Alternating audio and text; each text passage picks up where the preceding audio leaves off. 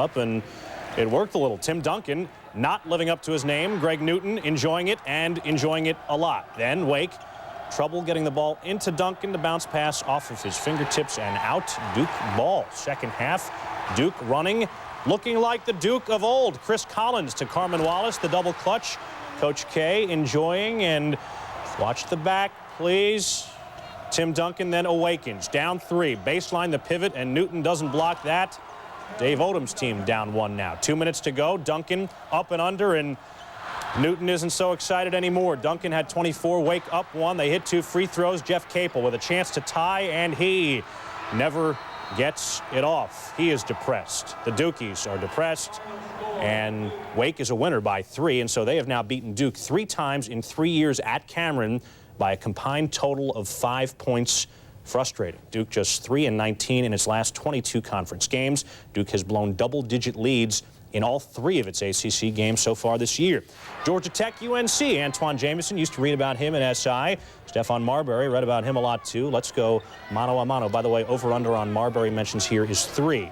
That is Jamison first with the power move, had 14 points. Marbury bringing it back, that's 1. The bounce pass to Harpring gets that to go. Tech by 3 first half.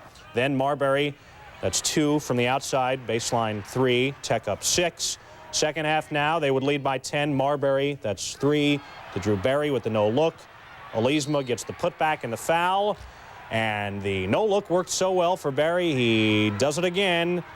Michael Maddox this time on the business end, and that is Rick Barry saying, that's my boy, and that's my boy, and Carolina closed to within 6, but watch Harpring getting position, using the body, and getting the tip.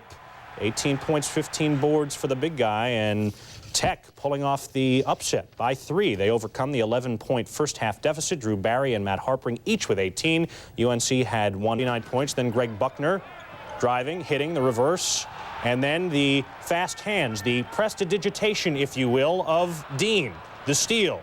We go other way. Jamal Robinson is there. He finishes the play on the no-look. Virginia up by 2 at the break. Second half.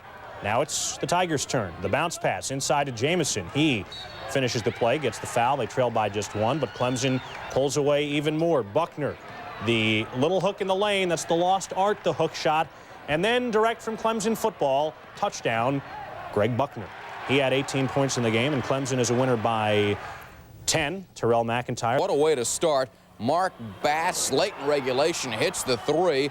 And less than 1 second left. St. Joe's down 3. Terrell Myers got to make them all, and he does. We're tied at 79 and on to OT, baby. Edgar Padilla in overtime hits the triple. He had 20. UMass up 3, and they put this game away. Dana Dingle ahead to Padilla. UMass escapes, but just barely, 94-89. The Minutemen 13-0. They've set a school record for their best start ever. Marcus Camby, despite scoring 34 points, somehow managed to elude the highlights. Edgar Padilla with 20 as the Minutemen do escape Philly with the W. Virginia Tech and Duquesne. There's Ace Custis leading his Hokies into their first ever conference game. First half, Hokies down 3. Jim Jackson with a miss down low. But there's your ace by the hole to tip it in. Later in the first. Ace misses the fall away, but Sean Smith was there with a follow. Smith had 17. Second half, Jackson shot won't go. A lot of dunking. Custis slams. Tech up 8. And Sean Good, it's all good as he gets the alley-oop from Troy Mans. Tech goes on to win at 88-69. The ace coming up with 18. Bad shot if you've got a really big guy under the boards. Jahidi White is that big guy. Then Allen Iverson, who is a big guy in his own right, takes it himself with a layup. Hoyas with a 7-point lead. But the Panthers come back. Garrick Thomas for 3 on the wing. That's good. Then Thomas again, the NBA three-pointer. That's good. Hit now by 7. And Greg Lloyd watching as he rests. We hope. Andre Ulrich for 3. Panthers open up the half with a 19-4 run. And then Chad Varga misses inside. But Gerald Jordan there with the authoritative, can I say that, follow? It's all yours. Thanks so much. Pitt wins it handily by 19. Allen Iverson held to 12 points by the Panther D. The Hoyas hit just 2 of 20 from beyond the arc. And Pitt wins for just the 10th time ever in the Civic Arena. That is a problem because that is their arena. Elsewhere, Big East, Syracuse Providence. This is a play that Jimmy Boeheim dreamed up all by himself. It's the loose ball, really bad shot, follow jam play. Watch again off the glass. Here comes Todd Bergen. 'Cuse by 12. Still in the first. Otis Hill on the run. Spins it. Jams it. 'Cuse up 9 now. Second half, Pete Gillen's Friars come on back. Jason Murdoch to Jamel Thomas on the business end. Part of a 13-2 PC run. More Friars. Todd Bergen blocked by Derek Brown. Brown's got it, and Brown's going the other way. He needs no help. PC up by 1. But, you know, PC isn't in anymore, so Syracuse answers. John Wallace to J.B. Rafe Snyder. Syracuse ahead down the stretch, making free throws. Down 3. The Friars with a chance to tie. Michael Brown gets nothing and likes it. So the 'Cuse hangs on and wins it by 2. Todd Bergen scoring 13 of his 18 in the second half. And what's more, they make 16 straight free throws down the stretch. McLean had the best 10 minutes of his life in the first half. McLean for 3 in the corner. Then from outside right. A shooter has no conscience, and McLean is hitting everything. I like the game plan. Get it to McLean. He had 5 threes and 22 points in the first 10 minutes of the half. Arizona up by 20. Oh, I like the music here. Arizona State, the exact converse of Joe McLean. They missed 18 straight shots. This is brutal. These are not scenes from basketball the Naismith way, I assure you that. They could not hit anything. And Bill Frieder, he'll be munching on that towel just like Tark. I do like the music. 108-76, Joe McLean. Tark, he loves his towel. First half, Kendrick Brooks hits the triple. Brooks 6 of 11 on threes in this game. And then Brian Ruffner.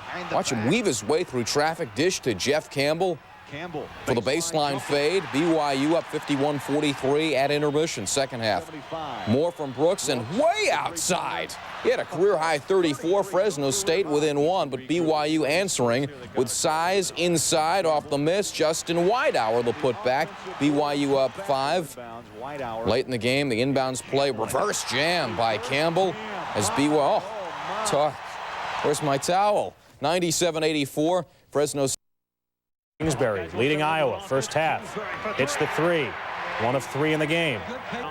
Late in the first, Iowa on a run. Kingsbury, the dish to Russ Millard. Millard throws it down. 5 assists for Kingsbury in the game, the star out of Cincinnati. And he's got the quick hands, too. The steal of the inbounds and dishes to Ryan Bowen. More Kingsbury leading the break. Behind the back, defense no clue, and the no look to Bowen. He is your full-service All-American candidate. Iowa by 28, their 4th straight over the Buckeyes. Iowa committing 29 turnovers and still winning. The Buckeyes committed 30. Randy Ayers said his team played without pride, and that he'll address that in practice. Sounds like the team's going to be running laps. Also at Assembly Hall, the Hoosiers and Badgers. Indiana, a winner by 26. Badgers.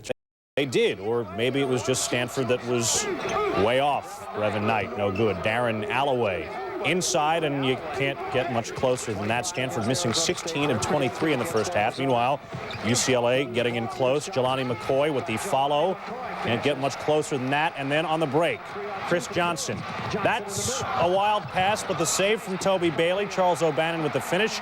And that is the new Bruin football coach, Bob Toledo, enjoying the Bruin defense. Hoping, like Jelani McCoy, he can get blocks and defensive stops. And Cameron Dollar to J.R. Henderson with the offense, too. UCLA up 14. Stanford, though, storming back. Brevin Knight finds one that goes, even with the rattle. And then Andy Poppink.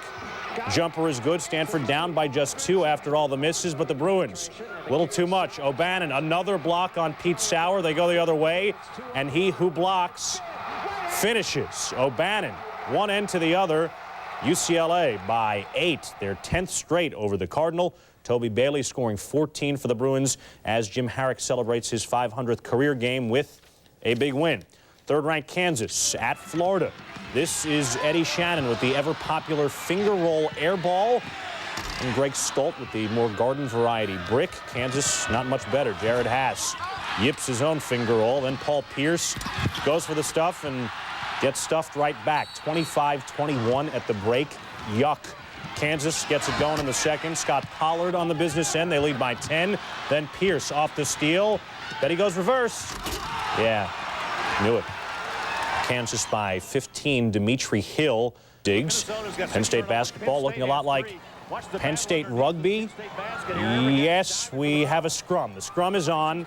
Donovan Williams comes up with the ball and lays it in, and Jopa would have enjoyed that type of tackling this year. Second half, Lions on the run. Calvin Booth there for the slam. Booth 17 points. Lincoln, DNP with an injury. More Penn State. Booth the miss, but Phil Williams.